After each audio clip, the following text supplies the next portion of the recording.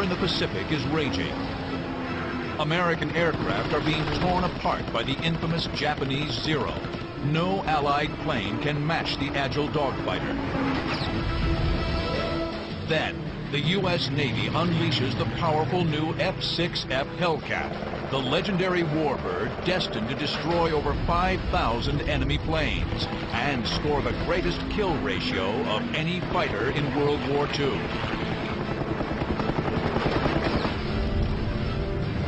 Now, through state-of-the-art computer animation, you're in the cockpit for the clash of titans. The American Hellcat versus the Japanese Zero. Experience the battle, dissect the tactics, relive the dogfights of the Zero Killer.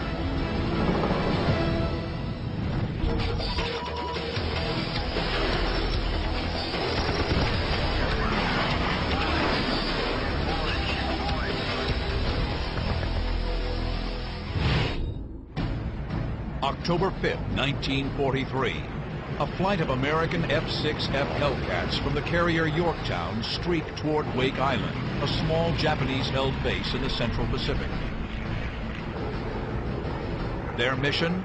Establish air superiority and attack ground installations. The brand new Hellcat has yet to face off in a dogfight against the most feared fighter in the Pacific, the Japanese Zero. 22-year-old Navy fighter pilot Ensign Robert Duncan is well aware of the Zero's fearsome reputation. When we went up against the Zero, I was intimidated. Most of us were, because we knew they had a good plane. We knew just exactly what the Zero could do, how fast it was, how high it could go, how well they could hit with it. Suddenly, a glint of metal catches Duncan's eye. In the distance, a Japanese Zero. I don't think he was aware of the fact that we were there, because it was in the morning. The sun was just barely coming up, and I'm not sure he even saw us. The other American pilots don't see the Zero. Duncan's radio is out. Voice radios of this era are new and unreliable. He can't warn the others. He tries to alert his flight leader with hand signals. And I tried to get up with him in point, like that. And I saw that he wasn't going to get in position quick enough. The key of this story is not that he's up trying to communicate and tell the guy what's going on, because the priorities are aviate, navigate, and then communicate. Duncan tries to tell his flight leader. When it fails, he goes with the general prudential rule, which is, when in doubt, win the war. And he breaks off and he leads the way. Duncan banks left to intercept. He opens the throttle and the Hellcat's 2,000 horsepower kicks in. He closes fast. The Zero is here. Duncan moves to the enemy's 9 o'clock.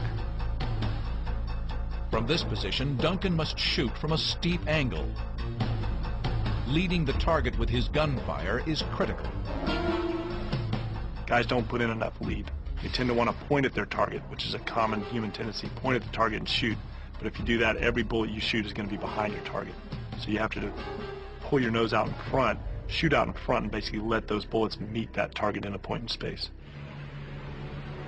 Duncan's technique is perfect.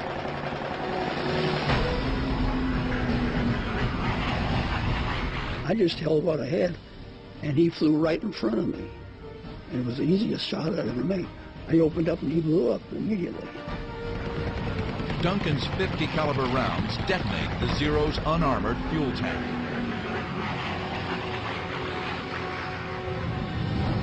Ensign Robert Duncan has just scored his first aerial kill of the war. But it's another major milestone. I was the first one for the Hellcat to ever shoot down the Zero. There's no time to celebrate. Duncan is about to square off against a Japanese ace with 9 kills. And the Navy will soon find out if a Grumman F-6F Hellcat is truly a match for the Japanese Zero. The The Mitsubishi A6M20 was deadly from the start. In its first 4 months of operation over China in 1940, the lightweight maneuverable fighter scored 59 kills against no losses.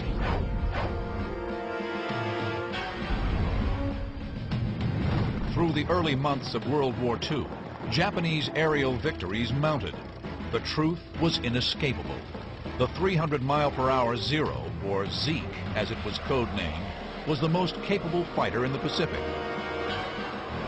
The exceptional range and performance of the Zero was evident from the first day of the Pacific War. You had a naval fighter capable of engaging and defeating land-based enemies almost routinely, and that was a situation for which America and Britain were totally unprepared. The Navy's best available fighter to combat the Zero was the F-4F Wildcat. It compared favorably with the Zero in firepower, but was no match for it in speed or maneuverability. The Wildcat was the one that was out there holding the line at the beginning. It had some disadvantages. It was underpowered, for one thing.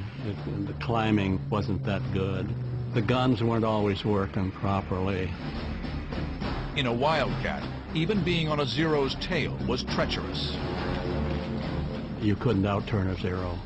If you were behind a Zero and didn't maintain your speed properly, they would say that the Zero would be on your tail inside of 2 turns.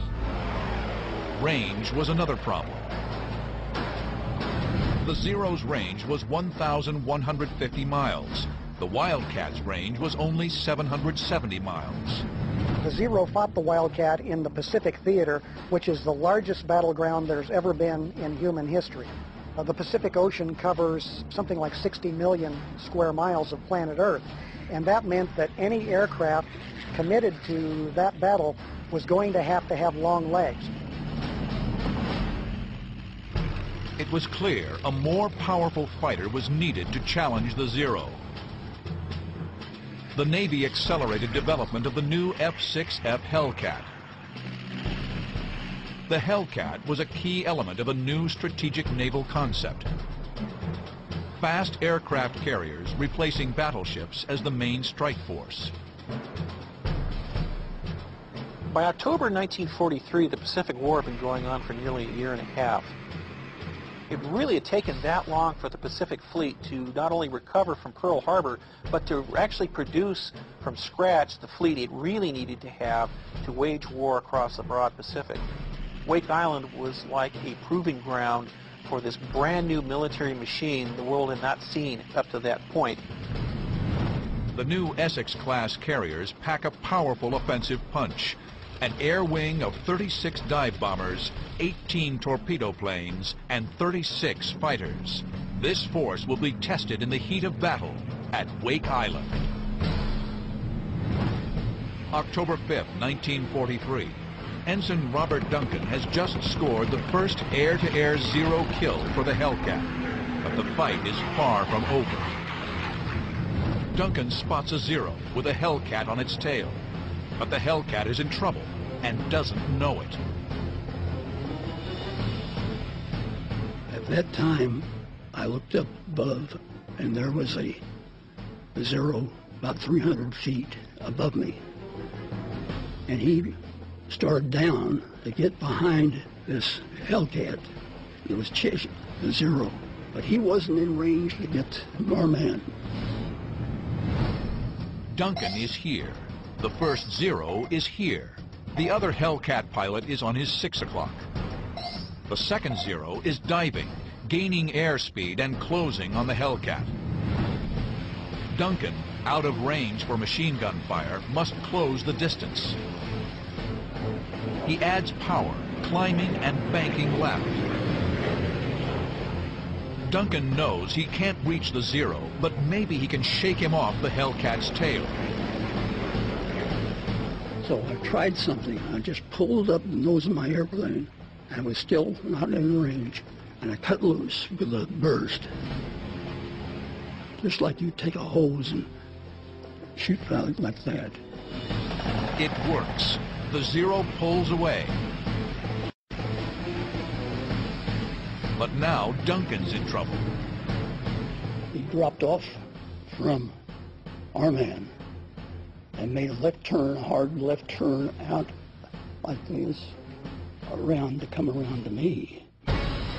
Duncan pulls into a hard left turn to evade the Zero. Both planes circle each other in tight left turns. Each pilot yanks the stick hard to the left, coaxing their fighters into tighter turns, trying to gain the advantage on the other. The Zero gets a firing angle. 20-millimeter cannon fire rips through Duncan's tail. I didn't have any fear toward what was going to take place. Generally, I didn't have any. It was afterwards that my knees started. What happens next takes Duncan by surprise. The Zero suddenly pulls out of the turn and goes vertical. And I looked, and I said, what's with this guy? He must be right out of flight training. He's going to get himself killed. But Duncan is wrong. The Japanese pilot is no trainee. This is Warrant Officer Toshiyuki Sueda, a feared ace with 9 kills. He's used this climbing tactic before and emerged victorious every time. October 5th, 1943. American aircraft are attacking the Japanese base at Wake Island. This raid is a critical test for the new fast carriers and the Hellcat fighters. Their effectiveness will determine the strategy for the rest of the Pacific War. Ensign Robert Duncan is dueling with a formidable Japanese ace, Toshiyuki Sueda. Sueda has made a bold move. He's taken the fight into the vertical, where the Zero excels. The maneuver is a favorite Japanese tactic. The Zero climbed far better than the Wildcat. Many Zero pilots lured the older American aircraft into a vertical climb, waited for them to stall out and lose control, then rolled over and pounced for an easy kill. Duncan climbs aggressively after the Zero. Exactly what Sueda wants him to do. So I started up after him. I poured the coal onto it. But this isn't the underpowered Wildcat. The new Hellcat, with superchargers whining, easily keeps pace with the Zero. Sueda reaches the top of his climb and confidently noses over, anticipating the sight of a stalled American aircraft below. The reality is much different. The 2,000 horsepower Hellcat has energy to spare. Duncan skillfully lines up the Zero and fires. And I got him up there on the top. I just shot him down as you would shoot down any plane, and watched him go in. I thought, poor young fella, you sure didn't know what you were doing. The Zero bursts into flames and spirals down towards the sea. The Japanese ace has made a fatal error. He thought he was dogfighting the old American Wildcat. I then realized why he did what he did. He shot down most of his planes, pulling this trick with the Wildcat.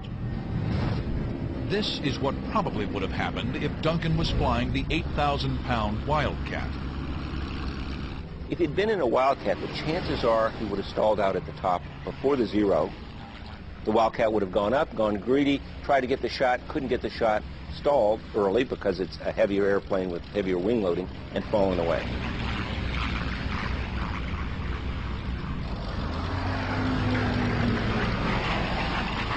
The Zero, watching from above, rolls behind him, catches him out of this stall, and shoots him. That's the way that this pilot had gotten many kills in the past.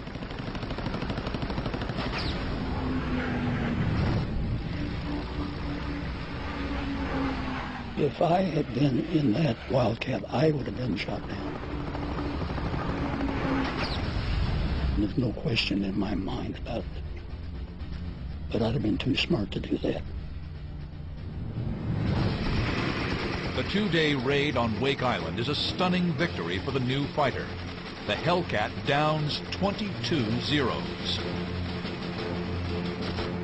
Opposition over Wake has ceased to exist.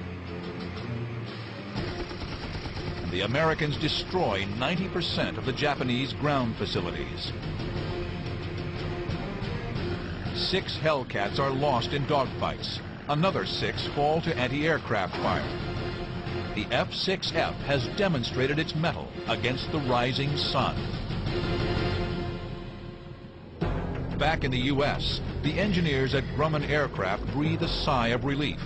Their careful design and testing has paid off. The process had started on June 30th, 1941, nearly 6 months before Pearl Harbor, when Grumman Aircraft was awarded a contract to upgrade their F-4F Wildcat. Grumman had a very long-term relationship with the Navy. They had put fighters onto Navy decks since the very beginning of naval aviation at sea. So Grumman knew what the requirements were of flying out at sea. They knew what the requirements were to take a fighter and make a carrier suitable. At first, the new plane was slated to be a modest improvement over the Wildcat, but the U.S. Navy, wary of the Zero's dominance in China, demanded more. The key to the design was the engine. The engineers chose the Pratt & Whitney R2800 Double Wasp. At 2,000 horsepower, it had almost twice the power of the Wildcat. The larger engine demanded an expanded fuselage and wings. This allowed for larger fuel tanks, yielding 300-mile greater range than the Wildcat. Grumman equipped the new F-6F Hellcat with 6 50-caliber machine guns and the same rugged construction and heavy armor protection that earned the company the nickname Ironworks. The plane featured thick armor plating around the engine and cockpit, bullet-resistant windscreens, and rubber-coated self-sealing fuel tanks. Grumman, as a designer, had tremendous respect for the pilots in terms of their lives and their safety. They knew that it was not enough for a pilot to just go out and fight. You had to give them the ability to sustain damage and come home. On June 26, 1942, Grumman test pilot Selden Converse successfully flew the first prototype Hellcat. Soon, an entire factory was dedicated to Hellcat production, with 20 planes a day rolling off the assembly line. By January 1943, the new plane was delivered to the fleet. The Hellcat had gone from prototype to carrier operations in less than a year. Experienced Wildcat pilot and flight instructor Robert Duncan well remembers the first time he flew a Hellcat. And I thought, boy, this is a wonderful plane. It's a 100% better plane than the Wildcat. And I flew it right off the bat without any difficulty. It was like sitting in the seat of your mother's lap. The Hellcat wasn't just better than the Wildcat, it was better than the enemy's Zero. The Hellcat flew about 30 miles per hour faster than the Zero. The F-6F had a comparable rate of climb, but because of its power and weight, could easily outdive the Zero. The Hellcat could also take tremendous punishment and keep on flying, something the lightly armored Zero could not do. The Zero did not have self-sealing tanks, and if you got one of the gas tanks, and it would catch on fire in a hurry. We had 6 50-caliber guns, and you fire the 6 of those, and you can start tearing pieces off of it. November 11, 1943. 1 month after the Wake Island attack. American Dauntless and Avenger bombers head for the key Japanese naval base at Rabaul. A flight of Hellcats fly escort. The new carrier task force is relentlessly assaulting Japanese outposts.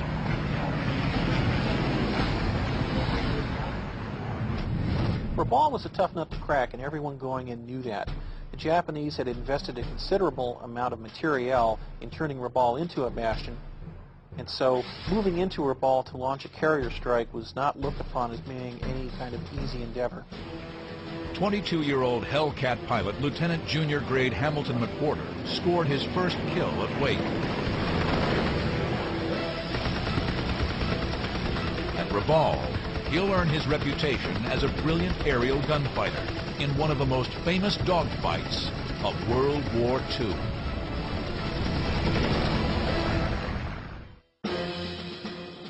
November 11, 1943.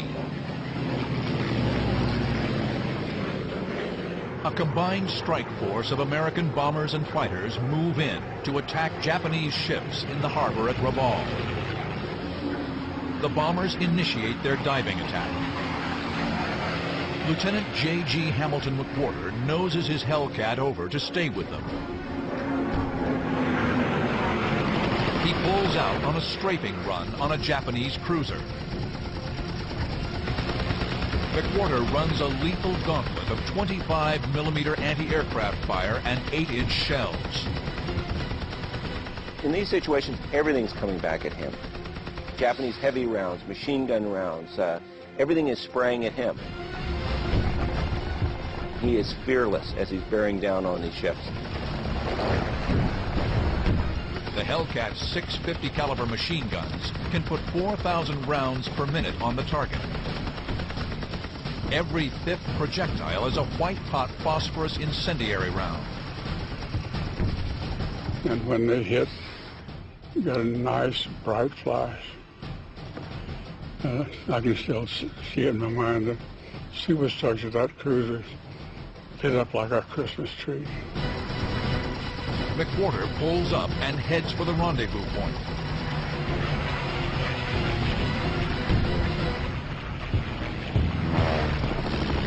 Climbing, he spots a dozen Hellcats and 30 or more Zeros mixing it up in a wild furball.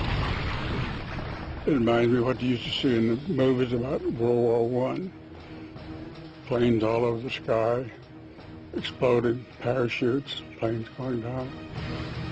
Hamilton McWhorter is about to become a Hellcat legend, using both his 8 months of flight training and special intel derived from a chance discovery. In June 1942, a U.S. Navy flying boat on routine patrol over Akutan Island in the Aleutians spotted a downed plane partially submerged in the soft, marshy soil.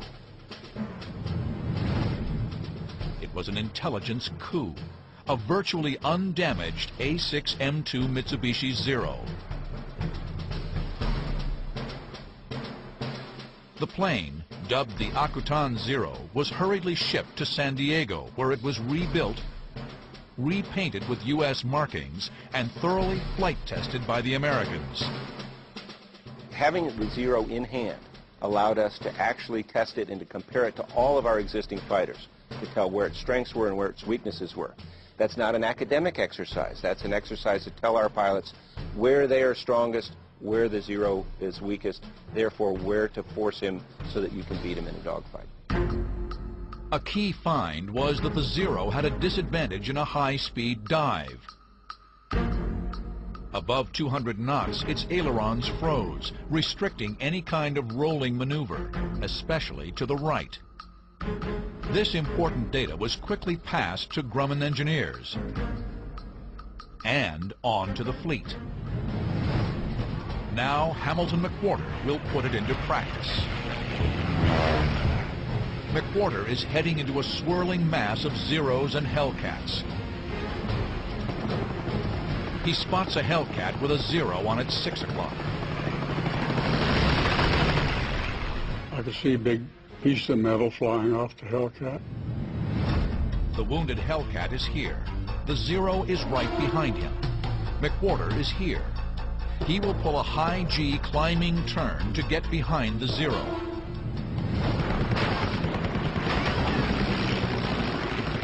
McWhorter's Hellcat easily closes the distance.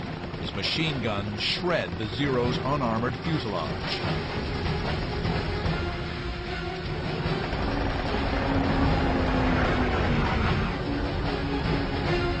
McWhorter gets a good look at his first kill of the day. I looked down right into the cockpit. Hadn't been more than a second or so since I'd fired, and there were flames coming out of the instrument panel. He had no chance whatsoever. The Zero had no armor plate behind the pilot.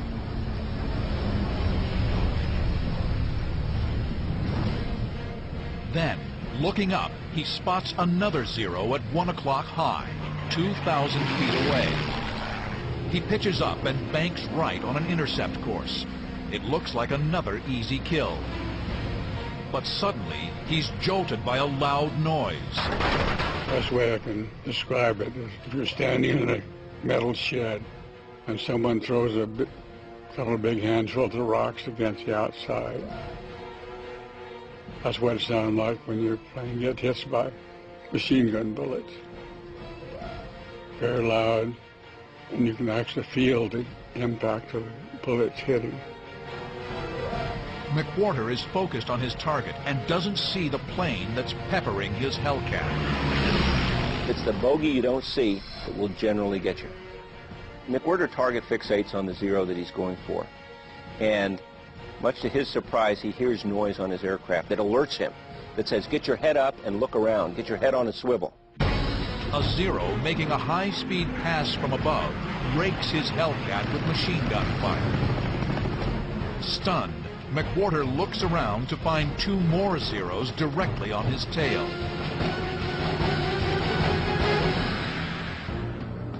McWhorter is here, chasing a Zero. The Zero shooting at him is here.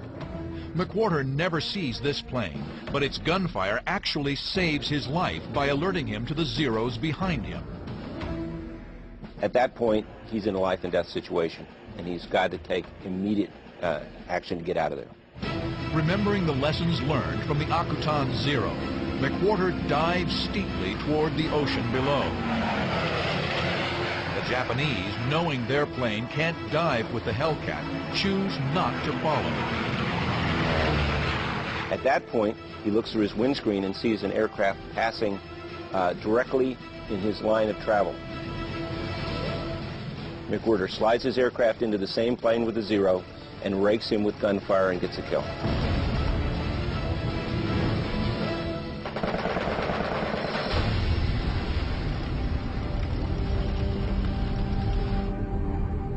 Now he's had his second kill within about 45 seconds. It's all just due to good airmanship, maintaining his situational awareness, executing that nose-low maneuver when he was being attacked by an unseen Zero, sets himself up for an attack on another aircraft. It's an incredible achievement, one that's respected by every generation of fighter pilot. 2 kills in 45 seconds would be outstanding. It would be awesome. Fighter pilot's dream. But McWhorter isn't out of the woods yet. He pulls his aircraft up out of its dive, climbs to 3,000 feet, and again heads for the rendezvous point. Then, from 11 o'clock, another Zero dives directly toward him. McWhorter brakes left to engage. The Zero rolls toward his Hellcat. The enemy has the altitude advantage. That translates to more energy, more speed. He can counter any move McWhorter makes. But suddenly, even though the Zero has the advantage, he breaks away from the Hellcat and makes a run for it. Whereas the Japanese Zero used to be the king of battle and have the upper hand, now the Japanese recognize the Hellcat has arrived. They understand the strengths, and they know they can't fight the Hellcat one-on-one. A week later, Hamilton McWhorter scores 2 more kills, earning him a coveted title, the first Hellcat Ace. The Hellcat shot down more planes than any other American fighter. 5,300 planes, 305 aces. And I just happened to be the first Hellcat ace. The November 11th attack on Rabaul lasts less than 1 hour. The Americans sink the Japanese destroyer Suzunami and destroy 20 planes. Later that day, the Japanese launch a counterattack, but they are intercepted en route, and another 35 Japanese planes are down. So many enemy pilots are lost, the Japanese cannot effectively respond to the invasion of Tarawa less than 2 weeks later. The tide is turning against the Empire of Japan. The Hellcat, through superb engineering and tactics, is truly becoming a zero killer. 3 months later, the Hellcat would face its fiercest test, attacking the might of the Japanese Navy head on. February 16, 1944, dawn. Waves of Hellcat fighters speed toward Truk Atoll. Their mission? Destroy enemy shipping in the highly defended Japanese stronghold. 25-year-old Lieutenant J.G. Alex Brashew flies with a division of 12 Hellcats from the aircraft carrier Intrepid. This was a mission that had us going against an enemy that we weren't certain of, but we felt confident. And I guess that's what a fighter pilot's supposed to be. Be confident or he can't do his job. Truk Atoll in the Caroline Islands is Japan's main anchorage in the South Pacific. They've been fortifying the atoll with port facilities and runways since the end of World War I. Truk was billed as almost impregnable, their version of Gibraltar or Pearl Harbor, and the propaganda was very strong that Truk would be an incredibly tough fight. The barrier reefs that surround Truk put the atoll out of range of the battleship's big guns. The only way in is by air. The plan calls for a 2-day raid. Day 1 is a fighter sweep. 72 Hellcats from 6 carrier air wings will swarm in to eliminate the enemy fighters, clearing the way for Day 2, when Dauntless, Avenger, and Helldiver bombers will target the anchored Japanese fleet with high-explosive 500-pound bombs. This was going to be an attack of annihilation. So what you're seeing with the Truk raid is a systematic approach to taking a substantial shore bastion and reducing it to nothingness. Pure fighter sweeps are rare. Hellcat pilots are anxious for a raid unencumbered with bomber escort. It was the first time we didn't have to escort, and we were just pure fighter, we call ourselves. And as we got closer and closer to it, and being in a plane that we knew we could handle, I'll tell you, quite honestly, we were looking forward to it. Brashew and his wingman Lou Little bring up the rear of their 12-plane formation. As they fly the 90 miles from their carrier, they stay low to avoid enemy radar. Approaching the atoll, they climb to 13,000 feet. The higher altitude gives them better visibility and positions them for diving attacks. You want to have an altitude advantage because altitude can be translated into airspeed with a dive. The enemy has scrambled fighters. The Americans haven't spotted them yet. Brashew's flight noses over to start its strafing run on the enemy airstrip.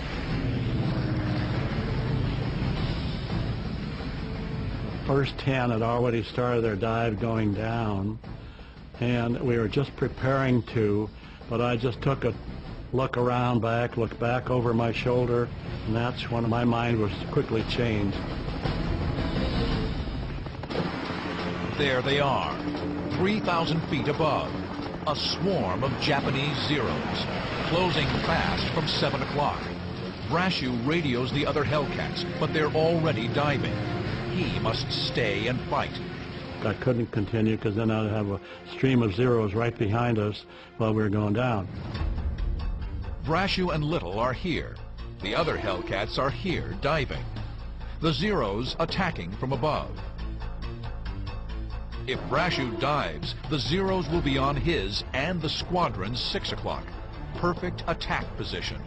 His only option is to turn sharply into the enemy, minimizing his cross-section and reducing his time in the Zero's gun sights.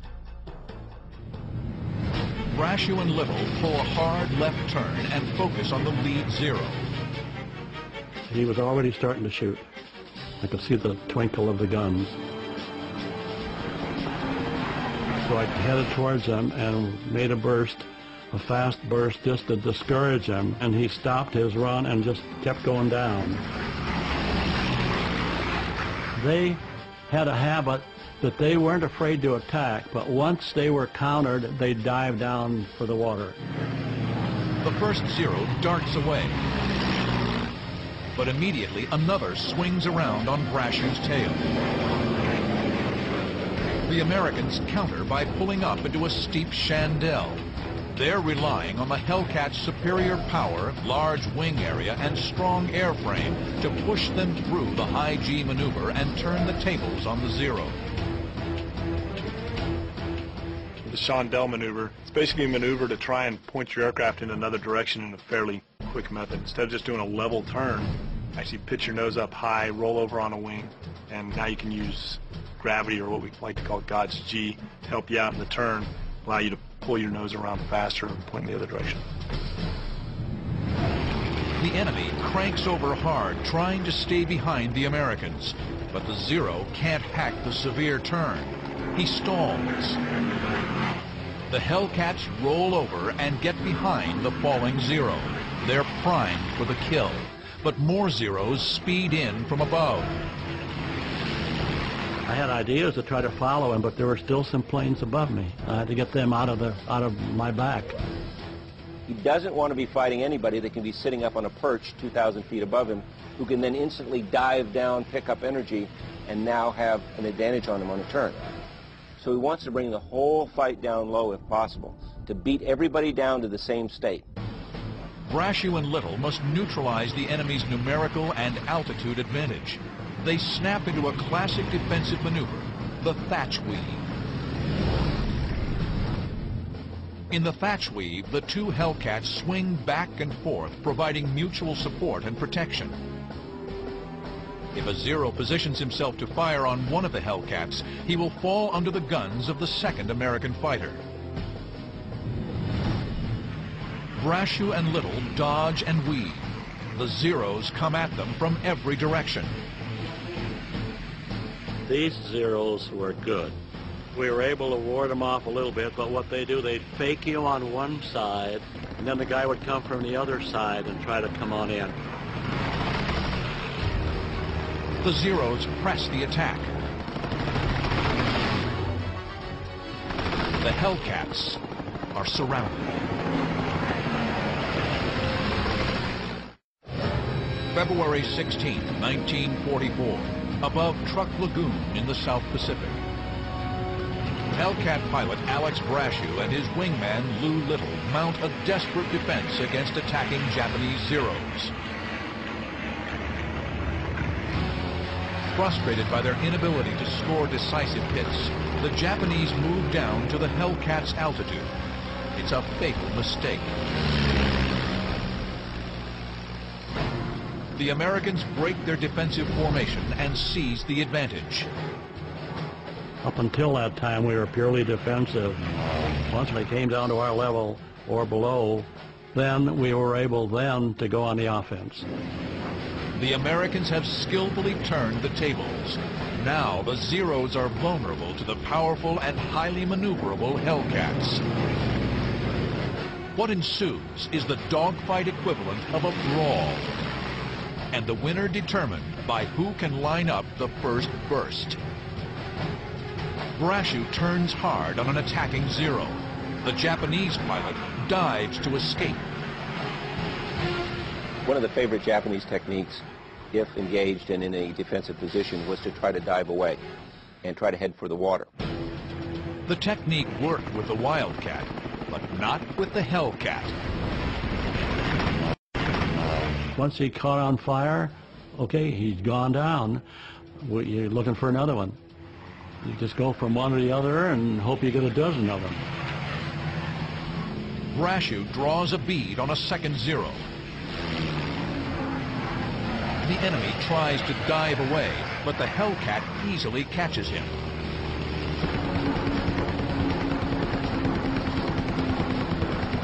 It's Brashew's second kill of the day. Then he spots a roof, a float plane version of a Zero. Again, the enemy dives away. Brashew is relentless. His job is to sweep the enemy from the sky.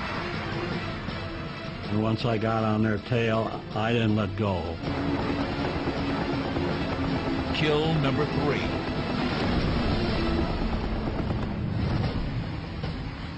Brashew spots another Zero at 12 o'clock low. I started to try to get in position, but he wouldn't let me. He kept ducking into a cloud. The Zero is running from cloud to cloud, so Brashew calls on a basic dogfighting tactic. I'm not going to let the SOB get away. So I just pulled up and kept looking for him while he was ducking in and out, and got in position to where I figured he couldn't see me. I pulled up into the sun and waited until I got a good shot, and I came down on him from 5 o'clock. I don't think he even knew what hit him. Brashew's 50 caliber armor-piercing rounds slice into the Zero's wing tank and cockpit. Brashew's 4th kill of the day plummets in a flaming spiral. The American fighter sweep continues throughout the day, turning the skies above Truk into a swirling vortex of gunfire and flame. There were loose fights all over the place. Those planes going down one every 30 seconds. This was a wild dogfight, a wild one. The Americans are unyielding. The fierce combat costs the Japanese 130 planes in the air and another 74 on the ground. 8 Hellcats are lost, mostly by anti-aircraft fire. Hellcats basically function like strike fighters, like F-18s of today. And the Hellcats went in as fighters and as fighter bombers to completely clean the sky of Japanese aircraft. So much so that there was no opposition to the bombers that went in later on. On the planned second day of the attack, American bombers sink 47 Japanese ships. Truk Atoll, the Gibraltar of the East, is left smoking and in ruin. Results of the Truk raid were quite devastating to Japanese air power as well as the merchant fleet that had been at anchor inside the atoll. It was also an indication, once and for all, that Truk was no longer a bastion for the Japanese defense network, which was rapidly collapsing in the Central Pacific. The skill of American pilots, combined with the Hellcat's superb flying characteristics, helped turn the tide against the Japanese. The Hellcat, in tremendous numbers, with great quality control, with survivability, with lethality, really made a difference in the Pacific War. 75% of all the Navy's air-to-air kills were from the Hellcat. It's a tremendous record. What more can I say? We knew we had the best plane. It had a kill ratio that was 19-to-1. The greatest kill ratio of any plane in any war, in any country. And to me, it was up to us to demonstrate our use of it, to do it, and do it well. The war would go on for another 18 months after Truk. By the end, the Hellcat blasted down nearly 5,300 Japanese aircraft. Japanese air power was dead, and the Hellcat was the executioner.